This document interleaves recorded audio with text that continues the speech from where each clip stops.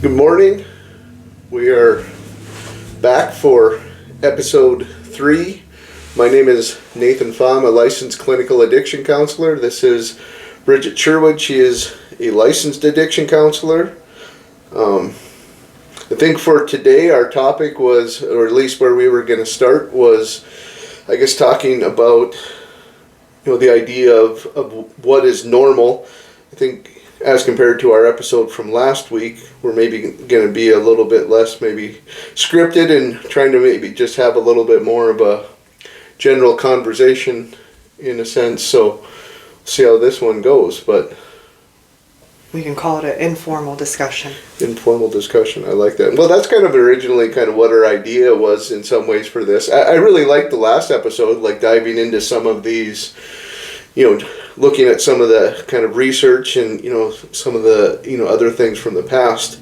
It was really interesting to dive into that. But yeah, I also like the idea of informal discussion because, when we came up with this, we were just kind of, I think, sitting around my office and just kind of talking. And I think you had the idea where it's just like, it'd be pretty cool to like actually maybe put these into a podcast or a video format or something along those lines and, just document some of this. But, well, I mean, where do we want to start with this? I suppose, what were your thoughts? I mean, why was the idea of talking about normal, I suppose, interesting? I think it's just this idea of the inability to define normal because it's so subjective, and just kind of discussing different perspectives or viewpoints of what is normal in life. Yeah. You'd asked me the other day, just like, well, how do you define normal? And my mind automatically goes to, like, the simplest definition, at least for me, is just the idea that normal means most. And I think, well, I'll just talk about, I guess, maybe from the lens of an addiction counselor, like,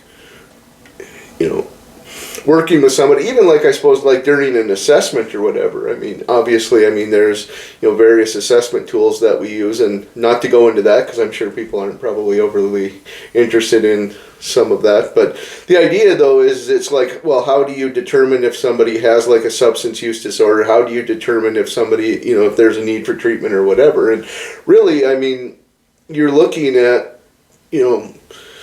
what is abnormal in that sense. And abnormal, again, is your behavior different from what most people's behavior is in regards to substance use? Like, for example, like if you've, lost multiple jobs because of substance use, that's not normal. Most people are not going to lose their job because of their substance use. Have you, are you using a substance on a daily basis? Again, that would not be what most people are doing. So that's kind of where my mind went when I started thinking about this idea of normal and how it kind of comes in, how I use that in a sense. Well, and I think that's why this topic was appealing to me because, your example of if you're using substances every day, that's not normal in comparison to most people. And we look at even North Dakota, for example, it is normal to maybe have a few beers or 12 beers every day after work or on the weekends. And that is normal for them. But for somebody who doesn't drink, it's abnormal. That's a fair point. That's something, I've talked about a fair amount, is, just kind of that idea because, like, North Dakota, there's this idea, especially with alcohol, and I do think that it's changing some. You're seeing things like marijuana that are becoming, much more largely accepted, for example. But, the idea is like for me, you start drinking when you're in high school, let's say around 16 years of age. It's, you'll have like, parents and stuff, oh, you shouldn't do that. But there's not a lot of consequence, and it's kind of, the idea is it's like you continue that behavior, partying with your friends, drinking to the point of excess and, really engaging in alcohol abuse. You continue that all the way up until you're 25, and then all of a sudden you're like supposed to, like, you graduate from college, and then you're just supposed to like leave, move on from that, get married, have kids, and then everything, just goes back to being, I guess, normal. But And I guess for a lot of people that maybe is the case, but there is a significant amount of the population that doesn't move on from that. And I think that's what gets scary is we have this just completely distorted view of what normal is that really does set people up for a lot of ongoing problems throughout their lives. Well, and wording it another way is like normal is what's accepted. And so it's accepted that maybe a teenage rite of passage is going out and partying and drinking and smoking weed. And like you said, as time goes on, some of them find that they're still doing that at 25 and their friends aren't because it's not acceptable anymore. Mm-hmm. But it kind of like with our conversation last week, though, is, you also see, though, too, that our peer groups kind of change, as we start to fall more and more into, I suppose you could say, substance abuse or whatever, which further, I guess, kind of blurs that idea of, normal in a sense, because, again, if it's around you and everybody is doing similar things or whatever, it's like, well, how is this abnormal? Right. It justifies it being normal because you have this need or this approach to just continue maintaining what you're doing. Mm-hmm. And that is, I guess, the big part of this whole thing of being normal. It's who we surround ourselves with so that they match our behaviors or what it is that we're wanting to do. Mm-hmm.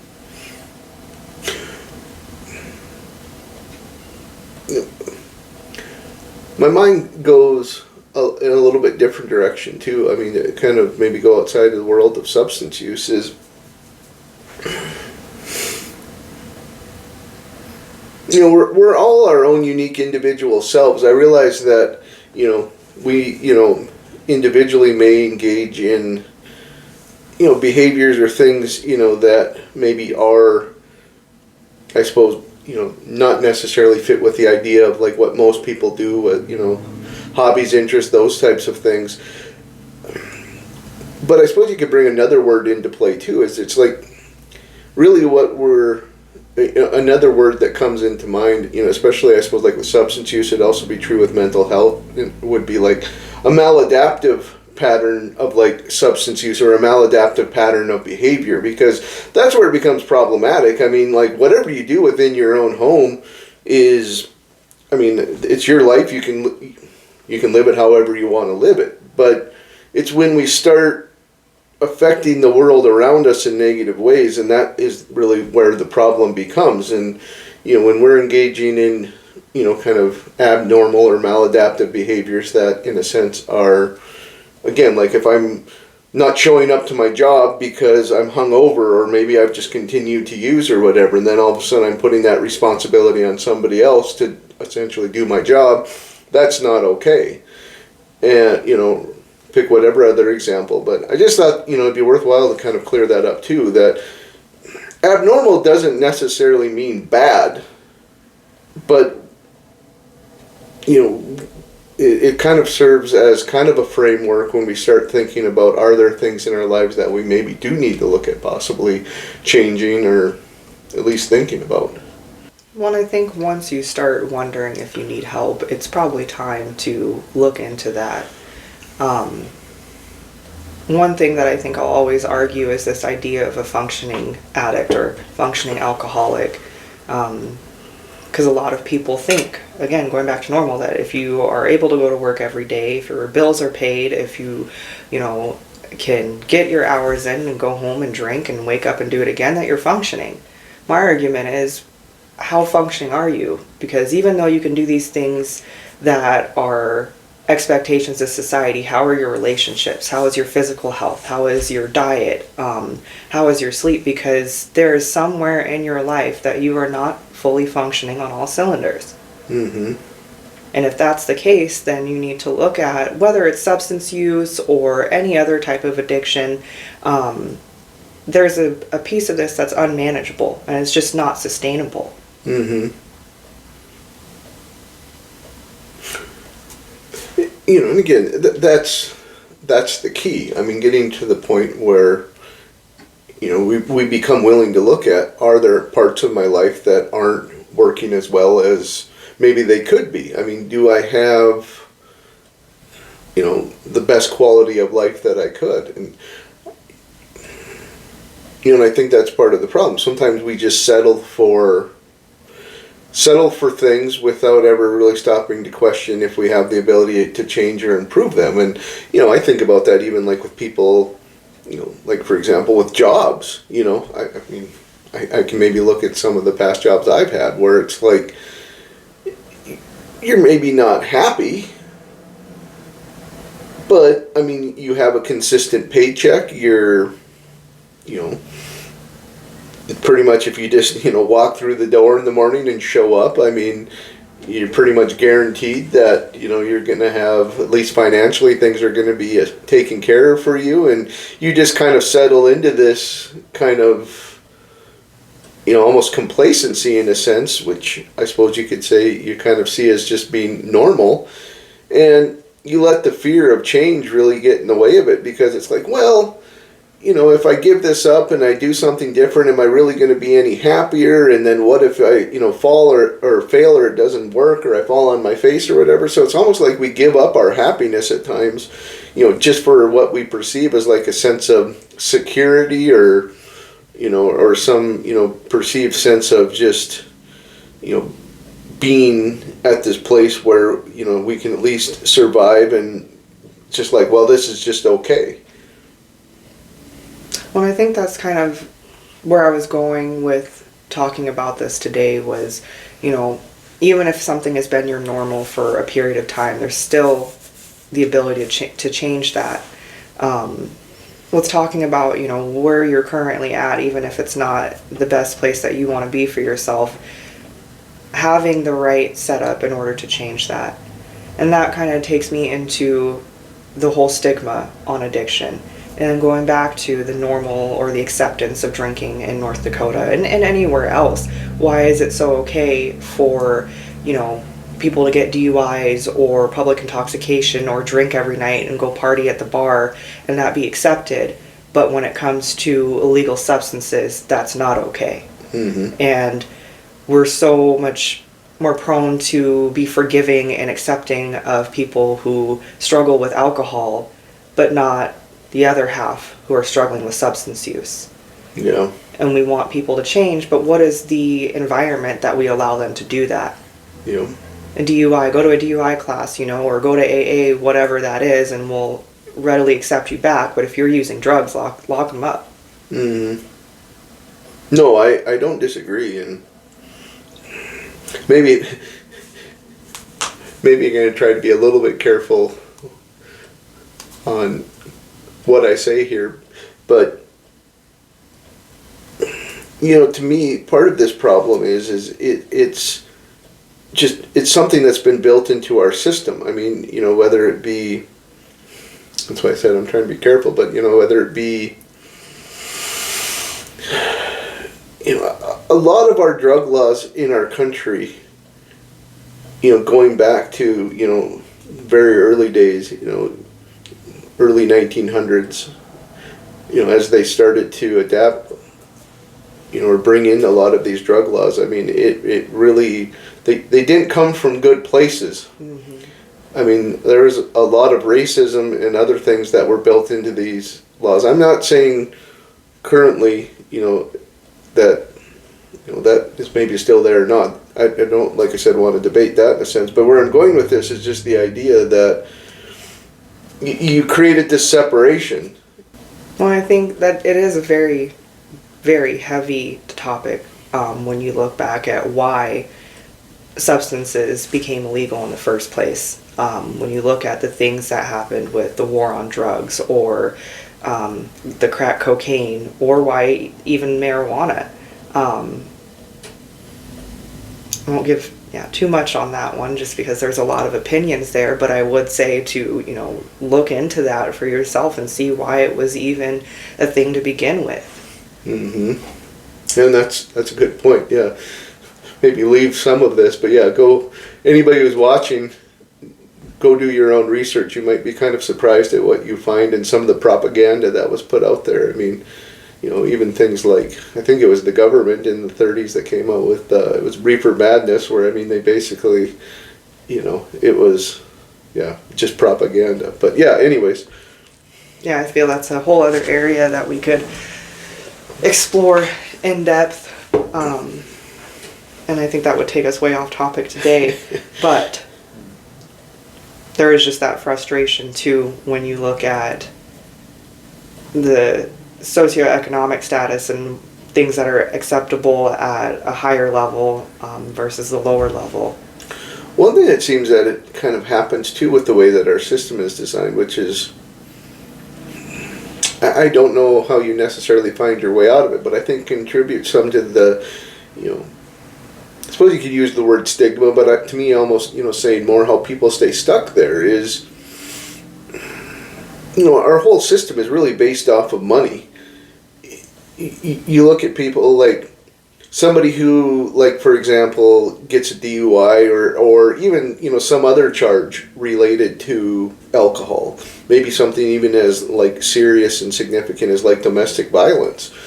A lot of, not everybody, but I mean, a lot of people drinking maybe have more resources, so they're able to afford a better lawyer, and, how they just even come across in the courtroom to the judge or whatever, and you'll generally see that their consequences are significant less than, people with similar drug charges. But a lot of people that use drugs, largely because of probably, it is their choices, but, don't have those same resources because they've maybe been excluded from being able to, participate in, like, normal society, go in front of a judge. They're dirty, they're disheveled, they're indigent or whatever that word is. And you see how they're, completely treated differently, or because they don't have the money to be able to afford a good lawyer, their legal consequences are significantly greater, And, I suppose we could argue whether that's fair or not, but to me that's such a huge problem in our society, and it's like, we reinforce, just like people being stuck, or reinforce stigma, whether we want to or not, just purely by how, our essentially system is set up. Well, and how it labels them. First offense, second offense, DUI, I don't believe is a felony, but a possession of a controlled substance is a felony. And so even if it's your first offense, you get stuck with that. And I think that would be an argument between, again, separating alcohol and substances when you look at the legal system, but understanding that it just doesn't matter. It's still a substance, and it still can produce the same consequences outside of the legal system. Mm-hmm. Absolutely. I remember there was a treatment video that I used to show, and what she talked about was belief systems, how they're created, and how that actually will lead to kind of ongoing substance use. For example, she was a nurse, and she talked about growing up, she came from a fairly affluent family or whatever, and she had developed kind of largely through TV, I suppose, but had largely kind of established this belief system. For her, an alcoholic was generally a middle-aged white guy, kind of ragged clothes, probably kind of homeless, living on the street, drinking out of a brown paper bag, very stereotypical kind of image of what we have of kind of maybe what an alcoholic is. And then her idea of a drug addict was kind of very similar. She actually had said there was this guy that lived in her hometown or whatever that would be kind of looking at himself in mirrors and was obviously probably schizophrenic, but she had somehow associated that with what a drug addict was. Anyway, so then as she got older and got into her own substance use, she would use and then create the unmanageability or the consequences or whatever. And then when she would sober up and she would, cycle back around, she would, to her belief system, then she'd be well, I can't be an alcoholic or I can't be an addict because I don't fit the picture of what I think an addict or an alcoholic is. and then that allowed her to stay stuck in that, because then it was always some other reason why she was experiencing those problems instead of being able to relate it back to her substance use. And I think that that's, something too that we really, whether it be like individually, or I even suppose, in a larger sense, maybe, within society or whatever, that we really need to have those tough discussions and really thinking about like what, getting out of these belief systems that we've created that aren't really based off of reality, and really thinking about like what is normal versus what is abnormal, how, is my substance use maybe different? Well, and I think that things are changing, just as far as kind of what you saw in that video when you ask somebody, when you hear alcoholic, when you hear addict, what does that look like in your mind? What do you picture that person looking like? And I think a lot more people are coming forward and just sharing their story, more so on the alcohol side, where they look like the normal person, normal that you would see, at a school event or at the grocery store, and they present put together, but they're sharing that they struggle with substance use. Mm-hmm. And I think that the more people share their story, the more accepted it will become, and the better chance we have of shattering this stigma on addiction.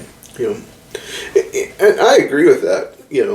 Especially here in North Dakota. I can't speak about other places, but I mean, I think about where I started, my career, like in 2005, and to where we are now, and really, I mean, you could probably look whatever it was from like 2016 through the present. I mean, just, like some of the work that like our First Lady and our Governor have done to really kind of try to open a discussion as far as, looking at what addiction is, and trying to, remove some of that stigma. And, we have made a lot of gains. I mean, I think that there's a much healthier kind of discussion that occurs now when you talk with people in the community or whatever about substance abuse related issues. But as far as we've come, I mean, there's still a lot of those old beliefs that seem like they hang on, and we still have so much, so far to go in a lot of ways. I mean, not to, I guess, get too negative with this, but I go back to, there was a treatment provider that was looking at opening up, which they ultimately did, but was looking at opening up a treatment center kind of close to downtown in Minot, and there was a large amount of people that were trying to do everything in their power to get the place shut down or prevent them from opening, because they didn't want to like bring those people into the downtown. It's like, what is wrong with you? I mean, those people are already here, and why are we not doing everything we can to try and help them and improve their quality of life, which then also improves our community? It's a completely backwards idea of like, let's just sweep the problem under the rug and pretend it doesn't exist, because then somehow that doesn't have to like maybe affect our pretty little worlds that we've created. Well, I'm really glad that, they ended up not shutting that down, because like you said, the people are already there, and so you would rather just let them continue to be homeless or have to struggle to the degree that they are, versus helping them. Mm-hmm. And that makes me very frustrated, is this whole thing about people saying that they care, but when it comes to helping other people out, they don't want to do that. Mm-hmm.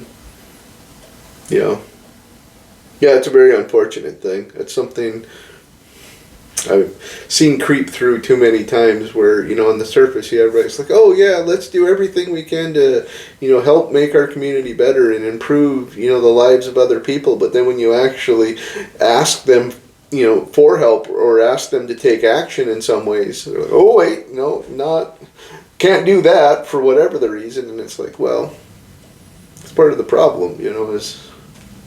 It's one thing to talk about it, but it's another thing to actually take action and do something about it. But I think that's part of it, is because people don't like feeling uncomfortable. And it can be an uncomfortable discussion, because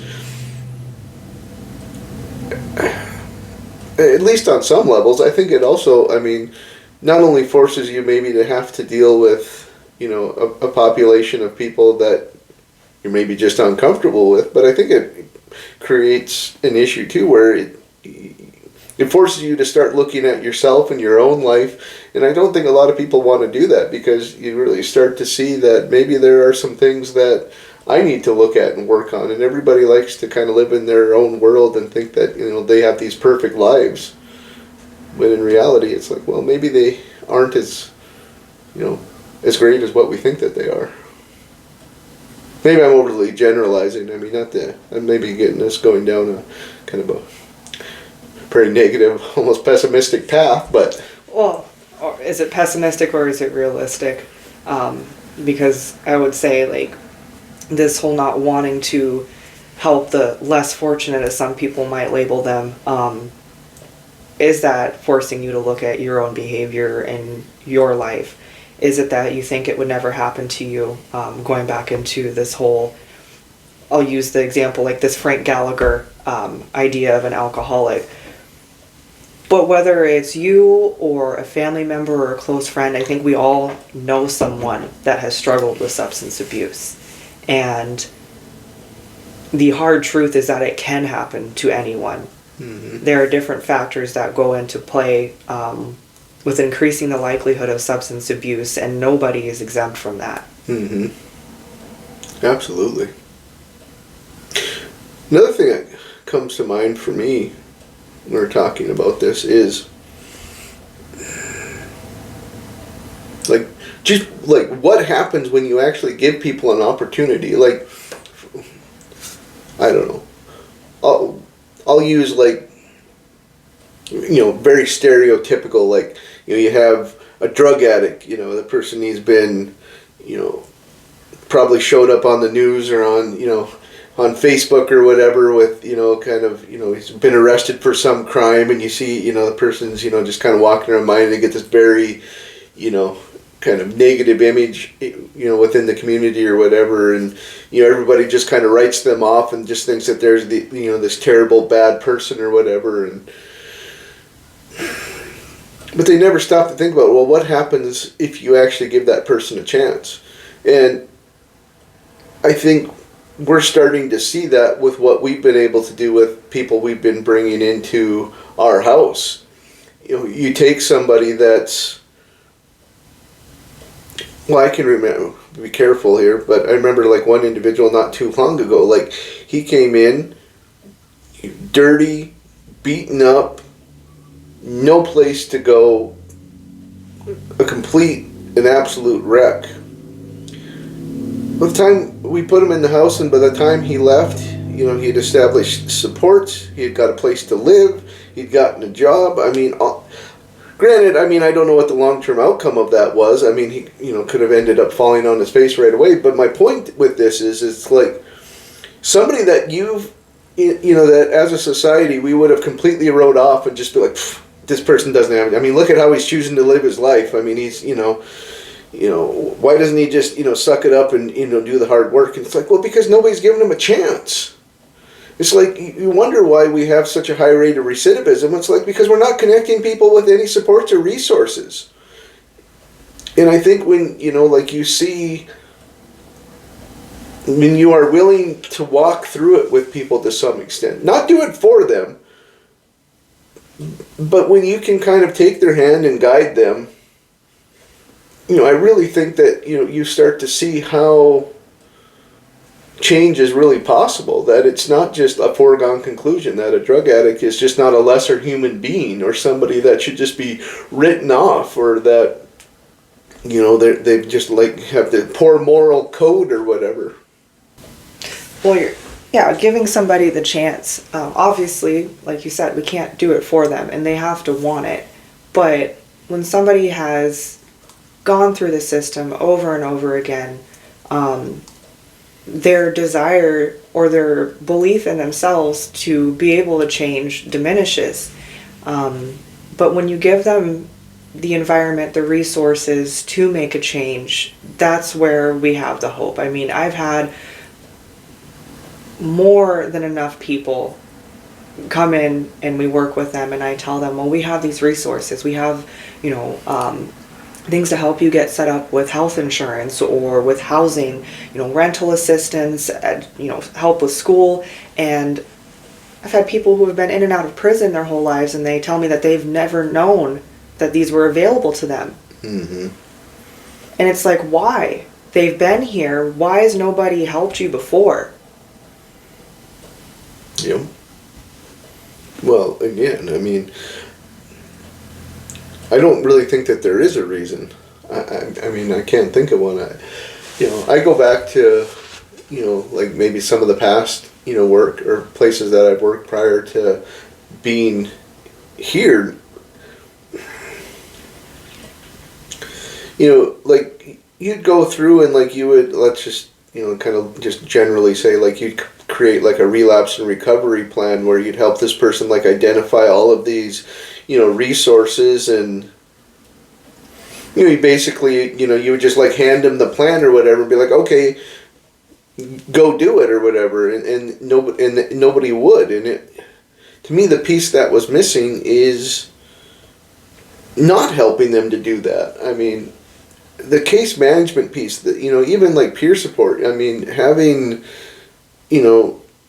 somebody that will sit down and be like, okay, come in my office, we're going to make these phone calls, or maybe having somebody, we have some really great house staff that are just like, okay, you've got an appointment, we're going to bring you there, or let's go put in some job applications or whatever, and actually kind of making the individual kind of put the rubber to the road, I think is something that I think has really been missing from this process for too long. And hopefully, because it's not just us. I've seen other community providers that seem like they've been able to hire some people and put some people into positions to do some of this work or whatever, that I think are really having a pretty profound effect in a positive way.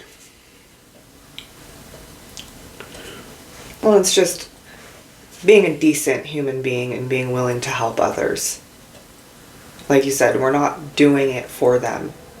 We're helping them understand how to do it, because the reality is some people don't know how to do things that other people find simple. Mm-hmm. They were never given the opportunity, they weren't taught. Well, I suppose, fear is always such a huge part of this or whatever, is, fear of things being able to get better, fear of actually, the unknown, fear of, even just, maybe having to, address past things that are unresolved or whatever. But yeah, it's always so amazing. Just, the power of like people, in a sense, just not wanting to look at it, not wanting to address it. It's the power of, and I suppose some of that even maybe goes back to, this discussion that we've been having. I suppose when it's just been reinforced to you throughout, the course of, for a lot of the people we work with through, most of your lives, that there's something wrong with you, that, you're abnormal or whatever, and you get seen in a very, kind of negative light. You probably, don't want to believe that, that there is a problem. And you probably, it makes sense then maybe where you do get so defensive or angry about it, because it's like, just kind of, because that's what society's done to you over time. So coming in, and having somebody say, well, let's take a look at this, trying to change this. You have so much stuff that's built up. You just, that defensiveness maybe.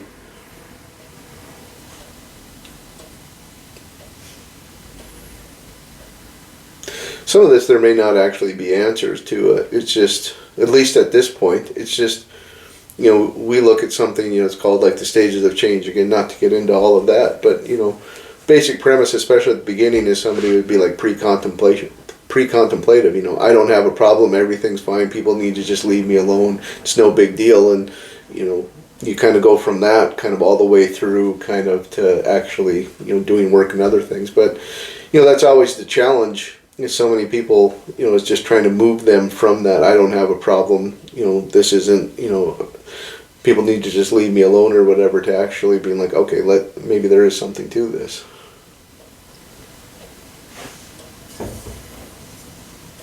I was just trying to. Throughout my career, I've always just kind of went back to trying to understand, really what is underneath of that. Or it's like, even if you have some understanding of what is underneath of that, it's like, well, why can't we figure out how to motivate people in a sense? What is that barrier ultimately to change?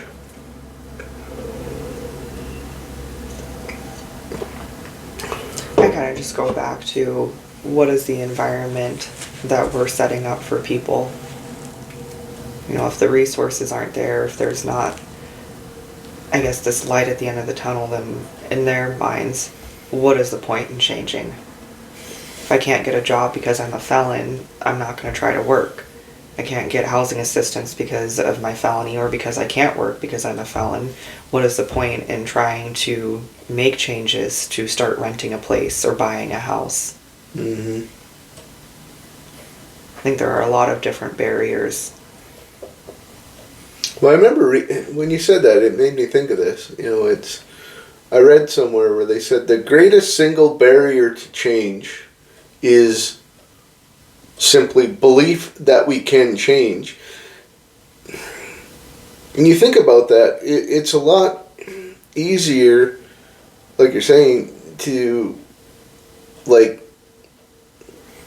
anger or defensiveness to come out instead of allowing yourself to experience hopelessness. So, it really becomes about survival. It's like, it's easier, in some ways just to stay stuck or to maybe like, oh, I don't need treatment, or, it's like, I'm fine, people need to just leave me alone, because you don't have to confront whether or not it is actually possible. It's like when you failed your whole life, what would make you think that in 5 weeks, 8 weeks, 6 months, that somehow things are going to be different when this is all that it's ever been?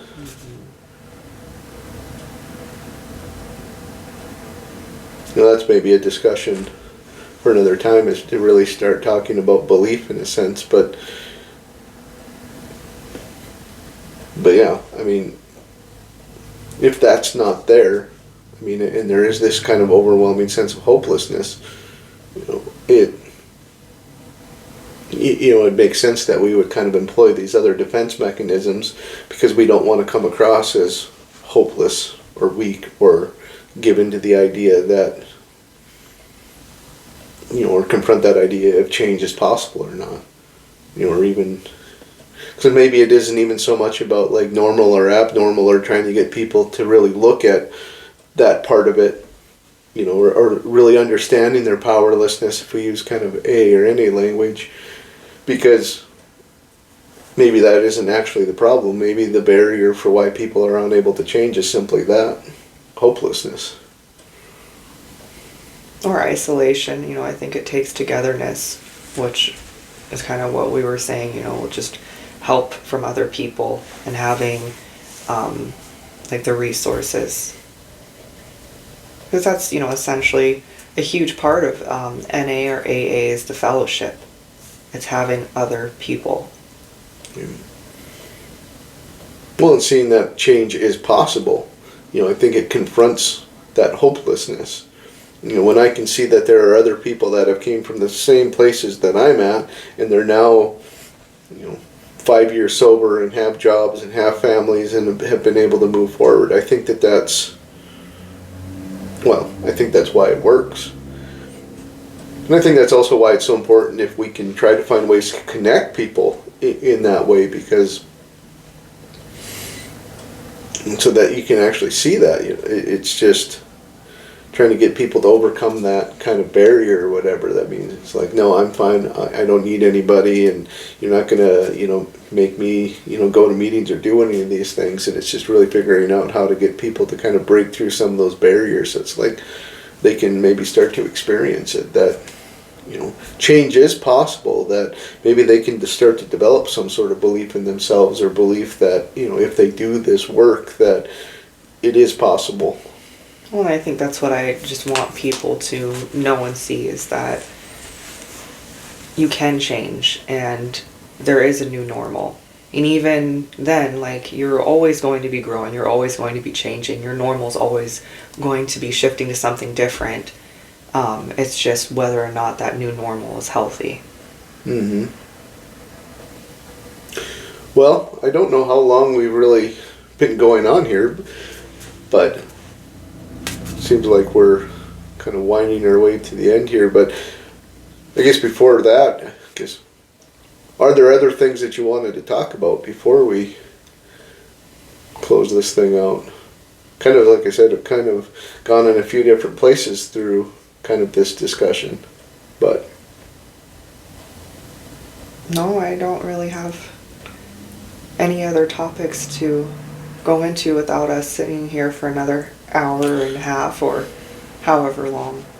yeah. I think the key, again, I mean, it just, summarize this if it seems like, if anybody watching this is maybe having maybe trouble following some of this is, the key part to me would be, first and foremost, a place to start is really looking back to that normal versus abnormal and really confronting that, really looking at, okay, is there something different about the way that I'm living my life or about my substance use or whatever that is producing unmanageability or consequences, something that is maybe different than anybody else? Because I think that's the first part, is we really need to be honest and objective and really looking at our lives in some ways, and also maybe just being open to feedback if we're getting, it's like, wait a second, you might need to take a look at this instead of just getting defensive about that, really just being able to stop and look at it. I think the second part is, kind of confronting some of these belief systems that we carry about, like, addiction, what a drug addict is, what an alcoholic is, really trying to, get past some of our own, biases or whatever, and really looking at, maybe some of the stigma that is there, whether that be, stigma within ourselves or stigma within society, and really kind of confronting some of those belief systems and, trying to look at the world in a more honest and objective way. And that's maybe the last part, is just realizing that everybody is their own unique individual self, and that's all right. That's what makes the world a beautiful place. And don't give into that kind of hopelessness. Just because you maybe have felt stuck or trapped or whatever, is realizing that change is possible. It's just getting yourself into an environment where you can see that and you can experience that, and also learn the skills necessary in order to be able to change, whether that be coming into like some sort of a treatment center, working with a counselor, maybe it's getting on medication, to, like I said, going into like some sort of a support group or whatever. But just realizing that you're not like abnormal or broken, or that you're beyond the ability to be able to be helped or to change. Well, I think that we have a responsibility as people and as a community to allow change to happen for everyone. Mm-hmm. I think that's why we try to do what we do.